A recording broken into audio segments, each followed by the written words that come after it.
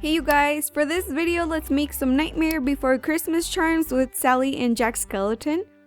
Let's start. Grab a white ball of polymer clay and flatten it down. Then add your eye pin. With the back of a small brush, make some indents for the eyes and do both sides. Place a small black ball of clay in the indent and spread it out with the back of the brush. Just kind of press it down. And with a small nail daughter or a daughter, press in his nostrils, then fill them in with some tiny ovals and press them down with your fingers. With a needle, draw a smile on his face and then brush on some TLS on the smile. Roll out a thin strand of clay and try your best to fit it in the smile line.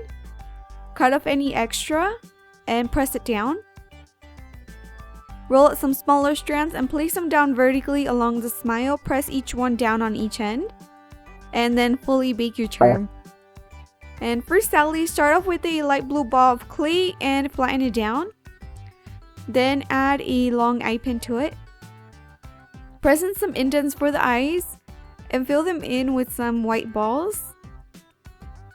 Make a mark for where her nose will go and then attach an oval shape to it. Paint some TLS around her eyeballs, then roll out a thin strand and place it around the eye. Kind of just move it in place with the daughter and then place two smaller strands on the top of it. Carefully press them down and dot in the pupil and add a tiny little ball in there. Make a mark for where her lips will go, then place a sideways oval in there.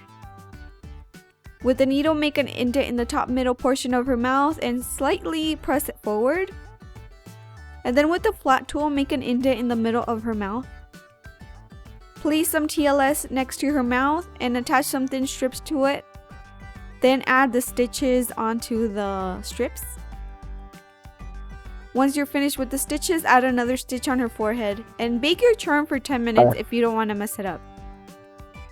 For her hair, grab a red ball of polymer clay and flatten it down, but don't flatten it too much.